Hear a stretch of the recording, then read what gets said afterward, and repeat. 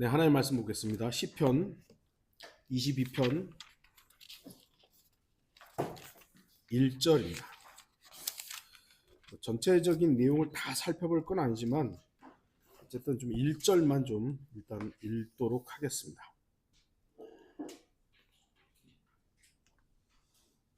제가 말씀 읽겠습니다.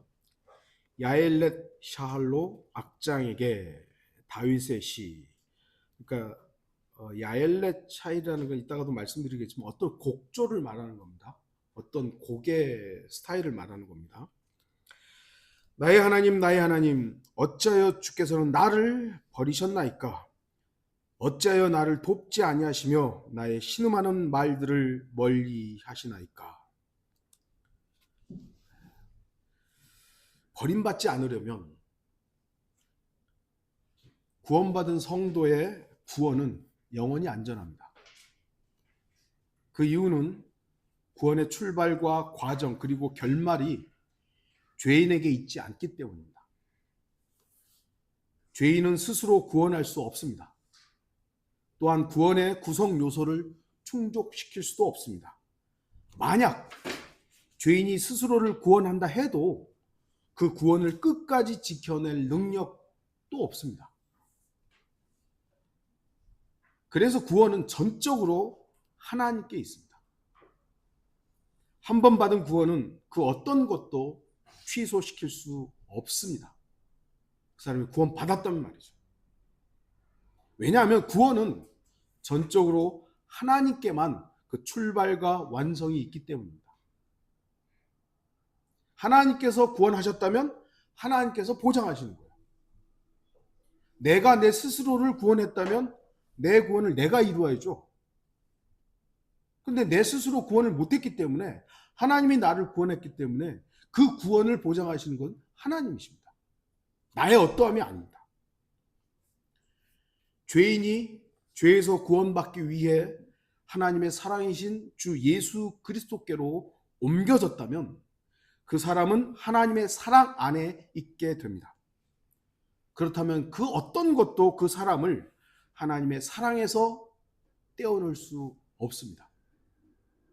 로마서 8장 38절 39절 내가 확신하노니 사망이나 생명이나 천사들이나 정사들이나 권사들이나 권세들이나 현재 일들이나 다가올 일들이나 높음이나 깊음이나 어떤 다른 피조물이라도 우리를 그리스도 예수 우리 주 안에 있는 하나님의 사랑에서 떼어놓을 수 없으리라. 사도 바울은 지금 죽음도 생명도 천사들 정치적 존재들 힘을 가진 모든 것들 현재 일어나는 일들 앞으로 발생할 일들 높이 있는 것들 깊이 있는 것들 그 어떤 다른 피조물 그것이 어떤 것이든 마귀든 사탄이든 외계인이든 뭐 인어든 뭐 모르겠어요 뭐 그게 뭐든지 간에 그 어떤 것도 하나님의 사랑에서 떼어놓을 수 없다고 확신합니다. 주목하십시오. 어떤 사람이 어떤 일이나 현상을 자기 스스로 확신할 때 그 모든 것이 자신이 확신한 대로 사실이 됩니까? 나 이거 확신해. 사람들은 대부분 자기가 믿고 싶은 걸 믿잖아요. 거짓말도 믿었어요. 그래서 확신해. 그럼 이게 진짜가 됩니까? 그렇지 않아요. 그냥 자기 확신일 뿐이죠. 믿음 생활에도 확신이 중요하고 필요합니다. 구원의 확신 필요하죠. 하지만 그 확신이 자기 확신일 때의 위험성은 아주 심각합니다. 잘못된 걸 믿고 확신하면 어떻게 되는 거예요? 다른 게 안 보여요. 그런데 사도 바울의 확신을 한번 보십시오. 사도 바울은 확신하노니 그래요. 이 확신은 어떤 것입니까? 사도 바울은 자기 스스로 생각한 자기 확신에 자기 생각에 근거한 확신을 말하지 않았습니다. 사도 바울의 확신은 하나님의 사랑에 근거했습니다. 하나님의 사랑은 바로 예수 그리스도 안에 있습니다. 요한일서 2장 5절 누구든지 그의 말씀을 지키는 자는 하나님의 사랑이 참으로 그 사람 안에서 온전해지니 이로써 우리가 그분 안에 있음을 아느니라. 지금은 우리에게 기록된 하나님의 말씀인 성경이 있습니다. 그래서 사도 바울처럼 난 하나님의 사랑의 근거에서 확신합니다 라고 말한다면 지금 이 시대는요, 경계해야 됩니다. 이상한 말 같죠? 나는 하나님의 사랑 안에서 확신합니다 라고 말할 때 오히려 경계해야 됩니다. 왜냐하면 거짓말쟁이가 너무 많기 때문에. 아니, 정명석은 하나님의 사랑 얘기 안 한 줄 아십니까? 이만희는 하나님의 사랑 얘기 안 한 줄 아십니까? 통일교 문선명은 그 사람도 처음에 기독교로 출발한 사람이 아니에요. 하나님의 사랑 얘기 안 한 줄 아십니까? 웬만한 그 종교 교주들 다 하나님의 사랑 얘기합니다. 우리가 알았던 교주도요, 하나님 사랑 엄청 얘기했습니다.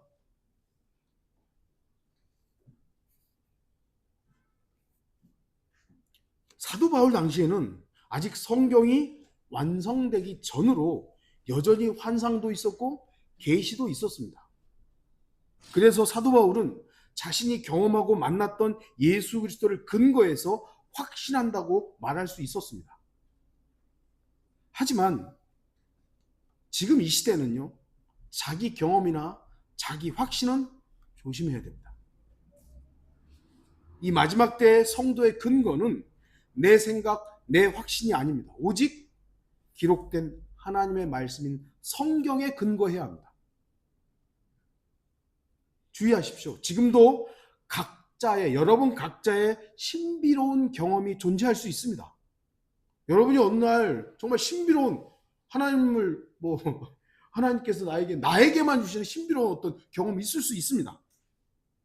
그럼에도 그 경험이 기록된 하나님의 말씀보다 앞서면 안 됩니다. 그 어떤 것도 성경 위에 있지 않습니다. 제가 항상 말씀드리지만 여러분 중에 누가 오늘 저녁이라도 잠자다가 누가 툭 깨서 뭐야 하고 딱 봐도 천사가 탁 나타나가지고 내가 하나님의 천사다. 앞으로 너 하나님 잘 섬겨. 그런 경험을 했어요. 하나님 잘 섬기라고 했잖아요. 너 죄 지으라는 게 아니라 하나님 잘 섬겨 그러고 딱 사라졌어요. 그럼 여러분 어떠해야 합니까? 그 경험이 여러분 자신을 하나님의 사람으로 바르게 인도했다 할지라도 그건 좋은 간증이죠. 그럼에도 불구하고 그 경험은 내 개인일 뿐이에요. 개인의 경험일 뿐입니다. 하나님의 말씀, 곧 성경 위에 있지 않습니다. 여러분이 와가지고 나 그런 경험했어, 나 간증할 수도 있어요. 그런데 이거 안 하면 당신들 하나님 경험한 거 아니야? 이건 위험한 거잖아요. 이거 그렇게 하면 안 되잖아요. 나는 이런 경험을 해서 하나님을 잘 섬기기는 요인이 됐습니다. 참 하나님 감사합니다. 그거 간증할 수 있어요. 그런데 당신 했어요? 당신 그런 경험했어요? 안 했어요? 에이, 아직 하나님 못 만났네. 이러면 마귀가 하는 짓이에요. 사도 바울의 확신이 무엇입니까? 뭘 확신한 겁니까? 그 어떤 것도 하나님의 사랑에서 우리를 떼어놓을 수 없다는 확신이에요. 이 확신은 중요합니다. 바로 이 시대를 살아가는 우리에게도 절대적으로 필요한 확신이기 때문입니다. 나의 어떠함과는 전혀 상관없이 앞으로 발생할 어떤 일이 발생하더라도 하나님의 사랑에서 날 떼어놓을 수 없어요. 왜? 내가 배교하고 쉽게 나 하나님 이제 안 믿어 라고 한다 할지라도 그것은 하나님의 사랑에서 나를 떼어놓을 수 있는 요인이 되지는 않습니다. 그게 바로 아들과 아버지의 관계입니다. 제가 복음을 전할 때 그럴 시간이 요즘엔 잘 없습니다만 이제 구원의 확신을 얘기할 때 그러죠. 이제 영적 기도까지 다 하고 나서는 이제 앞으로 가다가 또 죄 지을 수 있잖아요. 그렇대요. 그러면 구원 취소됩니까? 그럴 것 같은데요. 아닙니다. 비록 당신 아버지가 있잖아요. 어머니가 있잖아요. 근데 엄마 아빠 말 항상 잘 듣지 않잖아요. 그러면 엄마 아빠하고 이제 딱 끝납니까? 안 끝나잖아요. 아무리 엄마 아빠하고 따로 살고 엄마 아빠 나 이제 의절해서 나 이제 다시는 안 봐 하더라도 이 관계 그건 안 끊어져요. 왜요? 태어났으니까요. 구원은 아버지와 아들의 관계는 바로 그런 겁니다.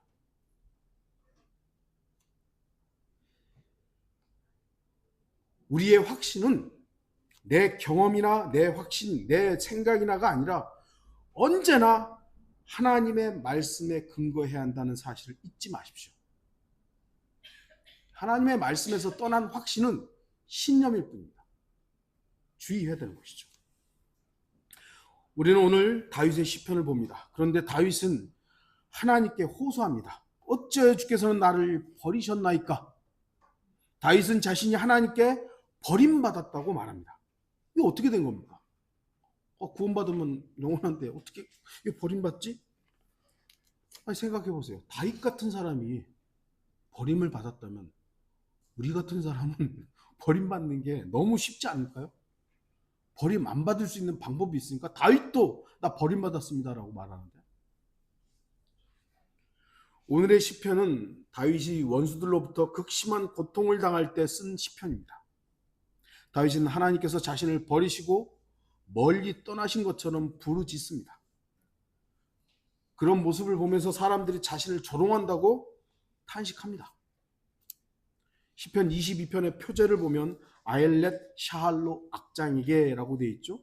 아엘렛 샤할은 아침의 암사슴 또는 새벽의 암사슴이란 뜻입니다. 이 시편은 그러니까 이스라엘 유대인들은 시편들을 노래로 하거든요. 우리가 그냥 시로만 읽고 있지만 그 사람들은 그 시편을 노래로 악장에게 이런 곡조를 맞춰서 노래하라는 겁니다. 이 시편은요, 경쾌하면서도 강약이 뚜렷한 곡조로 불러야 한다고 되어 있다고 합니다. 경쾌하다? 이상하지 않나요? 이 내용을 보면 경쾌한 것 같지 않은데? 그래서 이 시편을 사냥의 노래 또는 사냥의 노래라고도 이렇게 부른다고 합니다.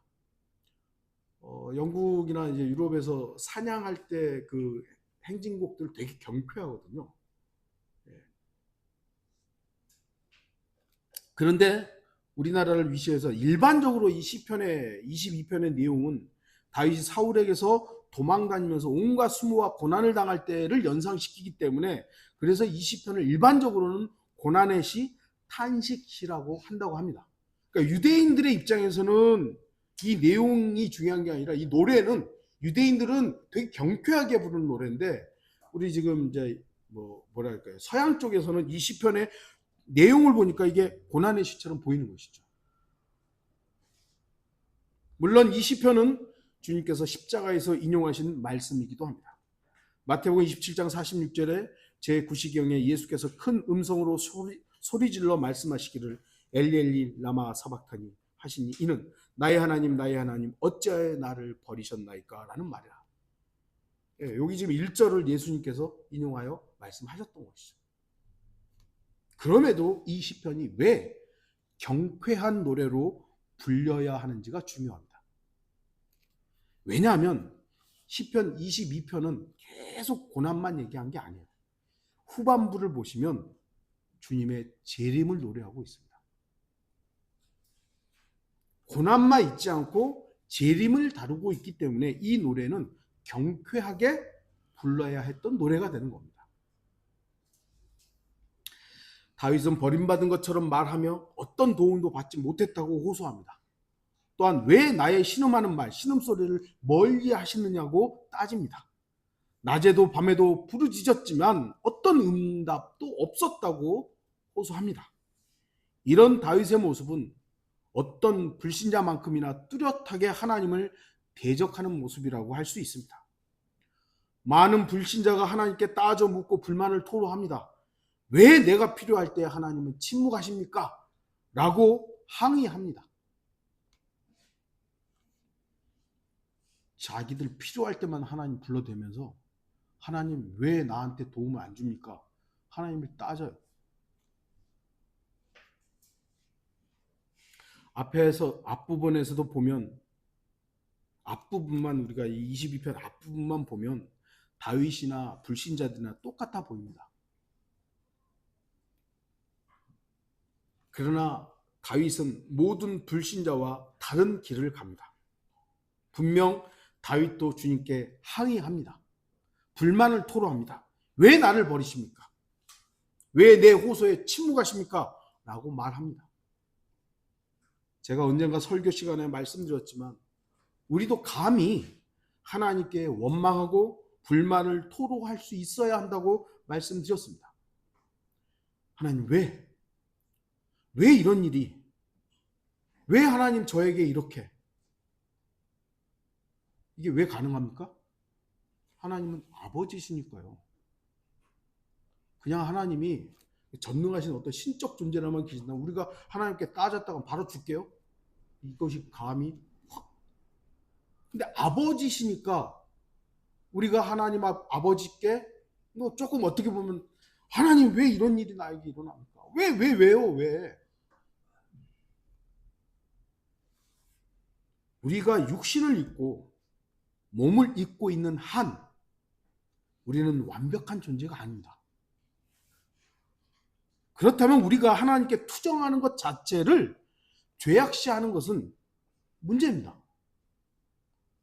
하나님 앞에 그렇게 대드냐고. 하나님께 어떻게 감히 하나님 앞에 그렇게 그런 말을 하냐고. 그렇게 말하고 있는 그 사람은 하나님 앞에 온전할까요? 우리가 욥기를 읽어보면 하나님께 투정 부리는 욥을 봅니다. 진짜 불평해요. 되게 하나님 차라리 나를 낳게 태어나지 않게 해주시지. 왜 태어나서? 다윗도 시편의 여러 곳에서 이렇게 오늘처럼 말합니다. 왜 죄인들은 저렇게 잘 되고 의인들은 이렇게 안 됩니까? 우리는 다윗보다 더 못한 사람인데 우리가 하나님 앞에 좀 투정 부리는 거 그게 죄입니까? 어떤 사람은 이렇게 말하면 어떻게 신성모독도 그렇게. 아니, 저는 인간의 본질 그대로 말씀드리는 거예요. 저의 본질을 말씀드리는 거예요. 하지만 구원받은 성도는 세상의 불신자들과 같아서는 안 됩니다. 세상은 하나님을 불평하고 불만하고 그리고는 지가 하고 싶은 대로 살아요. 하지만 구원받은 성도는 하나님을 향한 불평 불만에서 멈추면 안 됩니다. 다윗은 주 하나님을 원망하고 끝나지 않았습니다. 3절을 보십시오. 이스라엘의 찬양 가운데 거하신 오 주여, 주는 거룩하시니이다. 다윗은 불평 불만에서 멈추지 않았습니다. 하나님을 회복합니다. 다윗은 과거에 이스라엘을 건지신 하나님의 구원 역사를 떠올립니다. 그리고 다시 하나님을 의지합니다. 눈을 크게 뜨고 보십시오. 다윗은 자신이 어떤 존재인지 정확하게 인정하고 있습니다. 6절 보시면 그러나 나는 벌레요 사람이 아니라. 하나님 앞에서 자신이 어떤 존재인지를 인정하는 겁니다.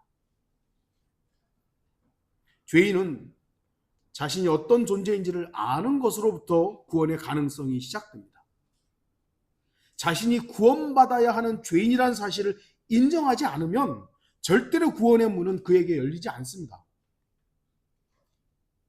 하나님의 구원의 선물을 값없이 받으려면 죄인 자신에게 구원이란 선물이 절대적으로 필요하다는 사실을 인정해야 되는 거죠.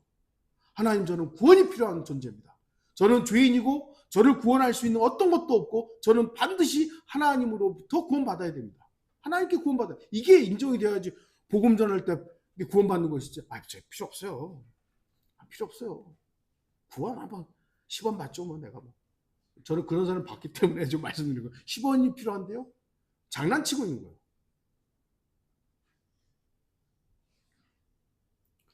사탄은 그 사실을 가리고 숨깁니다. 너 죄인이다?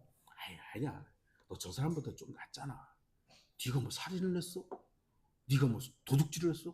너 얼마나 선하게 살았는데? 가려버립니다. 죄인이라는 사실을 잊게 만듭니다. 그래서 바로 이 부분에서 먼저 구원받은 사람들의 역할이 필요합니다. 그래서 우리가 나가서 복음을 증거해야 되는 것이죠. 저도 당신처럼 그랬습니다. 저도 당신하고 똑같았습니다. 하지만 저는 제가 죄인이라는 걸 알았습니다. 당신이 그 사실을 알지 못한다면 구원받지 못합니다. 하지만 지금이라도 자신의 실체를 인정하십시오. 죄인입니다. 당신은 죄인입니다.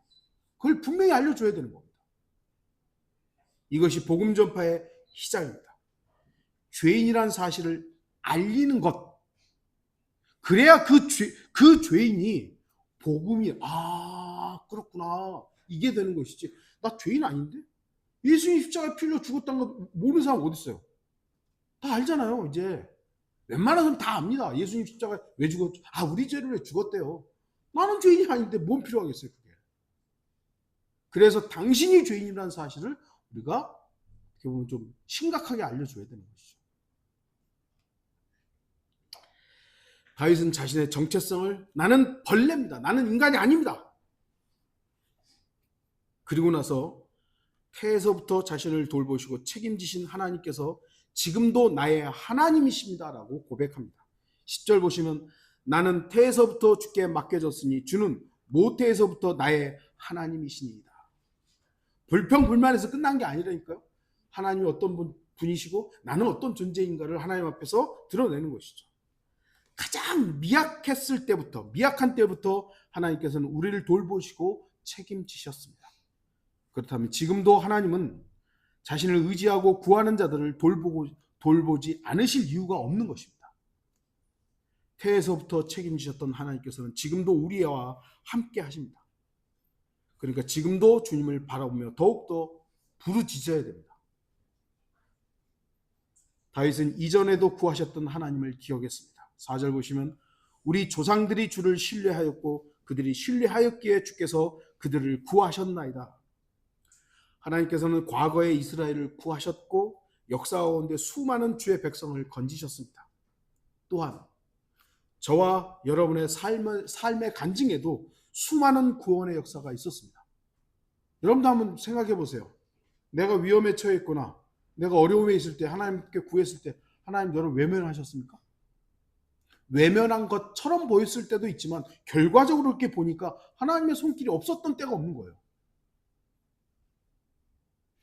이와 같으신 하나님께서 과연 지금은 우리를 구하지 않으시겠습니까? 그럴 수는 없습니다. 하나님께서는 지금도 그분을 바라보며 부르짖는 성도들의 신음소리를 외면하지 않으십니다. 그럼에도 1절에서 나의 하나님 어찌하여 주께서 나를 버리셨나이까? 다윗의 이 고백은 하나님께서 응답하지 않으신 것처럼 느껴지기도 합니다. 좀 기도 응답이 잘 안 될 때도 있죠. 오래 걸릴 때도 있고.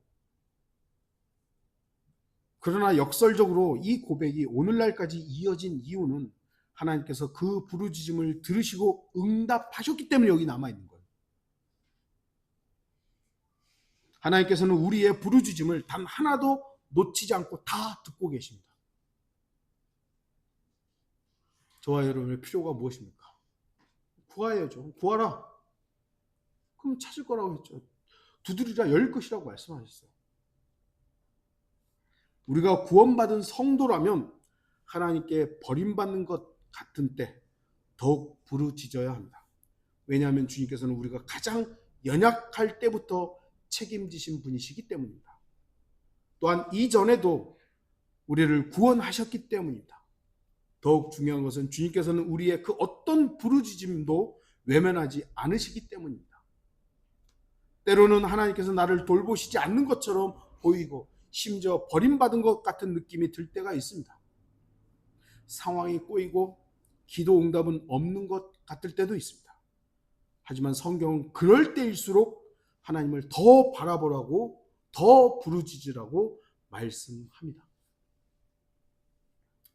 구원받은 성도는 결코 버림받지 않습니다. 왜냐하면 그 어떤 것도 우리를 하나님의 사랑에서 떼어놓을 수 없기 때문입니다. 그런데 버림받을 수 있는 상황도 있습니다. 왜냐하면 이 몸이 아직 변화받지 않았기 때문입니다. 그래서 몸의 관리가 필요합니다. 구원받은 성도들의 거듭난 영과 구원받은 혼은 결코 하나님의 사랑에서 떼어놓을 수 없습니다. 그러나 육신은 버림받을 수 있습니다. 고린도전서 5장 5절 그러한 자를 이 그러한 자라는 여러분 로마서 5장 고린도전서 5장 읽어보면 그런 자가 어떤 자인지 압니다. 예, 나쁜 놈이죠. 그러한 자를 사탄에게 넘겨주어 그 육신은 멸망케 하여도 그 영은 주 예수의 날에 구원받게 하려 합니다. 사탄에게 넘겨주어 육신이 멸망한다는 것은 뭡니까? 하나님께서 어떤 구원받은 성도는 버리신다는 말이에요. 버려본다는 얘기예요. 어떤 성도는 분명 그가 구원받았다 해도 하나님으로부터 버림받을 수 있다고 말씀합니다. 이것은 지옥에 버려지는 것은 아닙니다. 육신의 죽음을 말합니다. 그 육신은 멸망케 하여도죠. 육신이죠. 고린도전서 9장 27절 내가 내 몸을 억제하여 복종하게 함은 다른 사람들에게 전파한 후에 어떻게 해서든지 내 자신이 버림을 받지 않게 하려는 것이라. 사도 바울은 하나님께 버림받지 않게 하기 위해서 자기가 버림받지 않도록 하기 위해서 몸을 억제하고 있다라고 말하고 있습니다. 사도 바울은 몸의 억제를 말합니다. 자신의 몸의 지배권을 주님 앞에 복종케 함으로 버림받지 않으려고 했음을 주목해야 합니다. 고린도전서 5장에 육신이라는 단어가 나오죠. 플래시라는 단어죠. 성경에서 말씀하신 육신과 몸의 차이를 잘 구분하십시오. 제가 언젠가 이 부분 설교했던 것 같은데요. 다시 좀 말씀을 드립니다. 성경에서 말씀하시는 육신과 몸은 구분됩니다. 물론 육신과 몸이 완전히 딱 구분돼서 사용되지 않고 이 몸이란 단어가 육신과 동의어처럼 사용되는 경우도 있습니다. 꽤 많이 있습니다. 그러나 조금 더 여러분들은 구분해야 합니다. 육신과 몸은 구분돼야 됩니다. 지금 우리가 입고 있는 이 육신은 아담으로부터 이어진 말 그대로 살덩어리예요. 살덩어리. 이 육신은 죄의 정욕의 열매를 맺고 이 육신 안에는 선한 것이 없으며 육신으로는 죄의 법을 섬깁니다. 성경이 다 그렇게 기록되어 있어요. 육신은 이렇다 이렇다 이렇다. 분명히 이 육신의 생각은 사망이고 이 육신의 생각은 하나님과 원수가 됩니다. 이게 다 육신이란 단어예요. 결국 육신에 따라 살면 죽습니다. 그래서 사도 바울은 내 몸을 억제하여 이 육신으로 가는 이 육신으로 가는 이 몸은 억제해야 되는 거예요. 그럼에도 몸의 기능의 역할은 소중합니다. 중요합니다. 어떻게 사용되느냐에 따라 다릅니다. 고린도전서 6장 15절 너희의 몸이 그리스도의 지체인 줄을 알지 못하느냐? 내가 그리스도의 지체를 가지고 창녀의 지체로 만들겠느냐? 결코 그럴 수 없느니라. 너희의 육신이라고 되지 않고 너희의 몸이 그리스도의 지체인 것을 알지 못하느냐? 육신은 썩어질 거예요. 근데 몸은 그리스도의 지체인 거예요. 이렇게 좀 구분해서 사용이 됩니다. 고린도전서 6장 19절에서 20절 또한 너희 몸은 너희가 하나님으로부터 받은 바 너희 안에 계신 성령의 전인 것을 알지 못하느냐? 너희는 너희 자신의 것이 아니니라. 너희는 값을 치르고 산 것이니 그러므로 하나님의 것인 너희 몸과 너희 영으로 하나님께 영광을 돌리라. 분명 구원받은 성도는 지금 이 살덩어리 이 플래시로 영혼을 살지 않습니다. 그리고 이 몸으로 영혼을 살지도 않습니다. 몸은 몸이지만 영적인 몸으로 바뀔 것입니다. 부활의 몸으로 바뀔 것입니다. 그게 고린도전서 15장에 나오는 부활 때의 몸에 대해서 말씀하는 구절들이 있는 것이죠. 고린도전서 15장 44절과 46절 보십시오.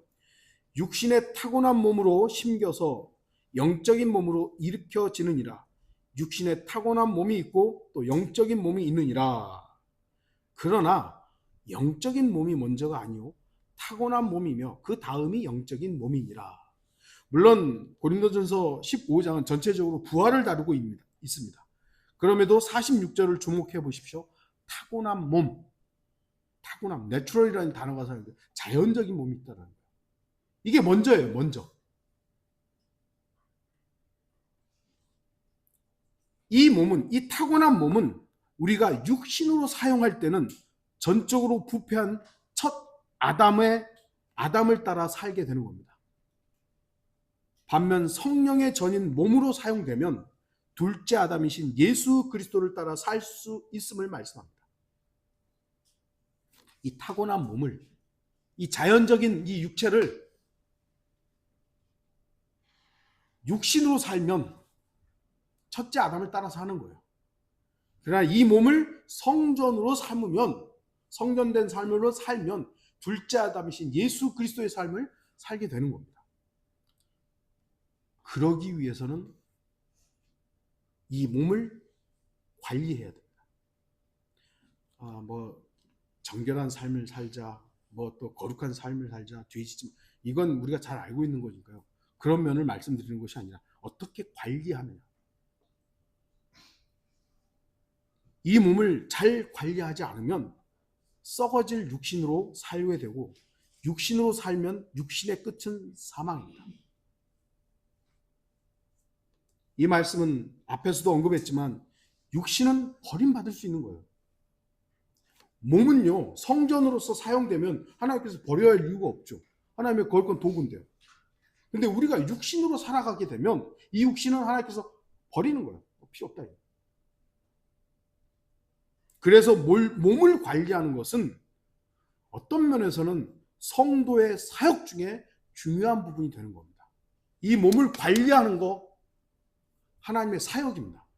그러니까 하나님의 사역 그러면 목사가 설교하고 나가서 복음 전도하고 이런 것만 사역이라고 생각하는데 그렇지 않잖아요.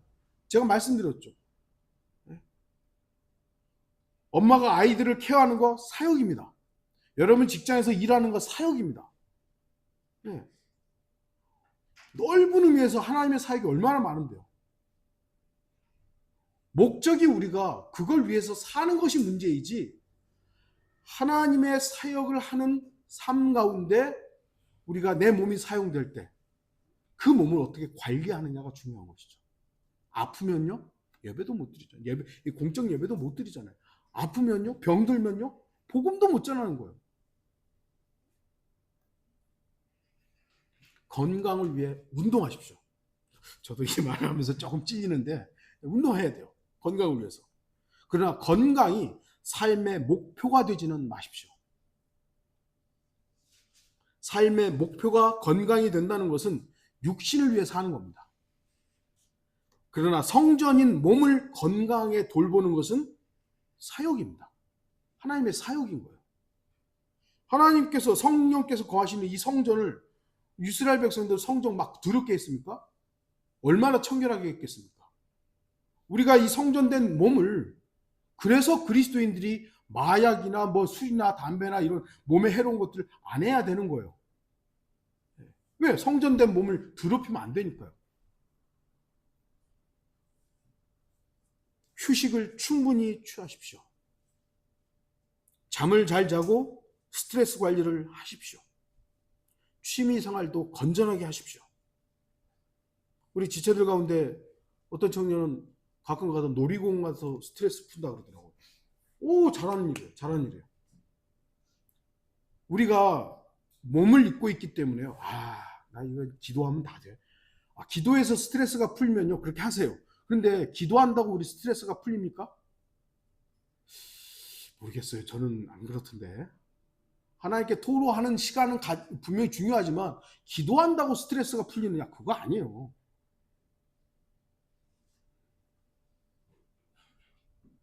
우리 형제님 텃밭 이렇게 주말 농장 하잖아요.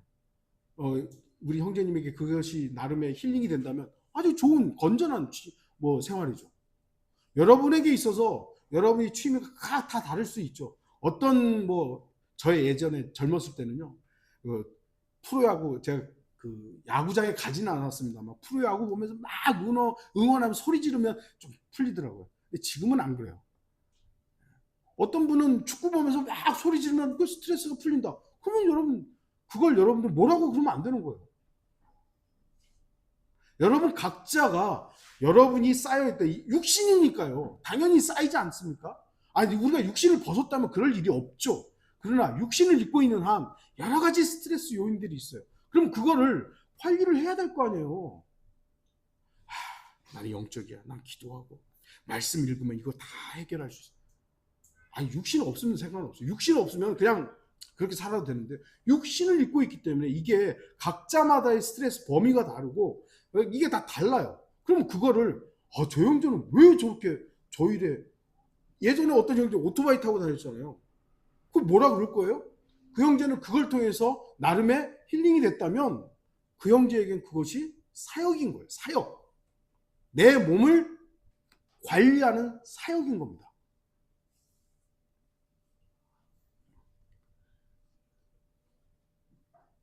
주된 목적이 육신을 위한 안락함이 되지는 말아야 하죠.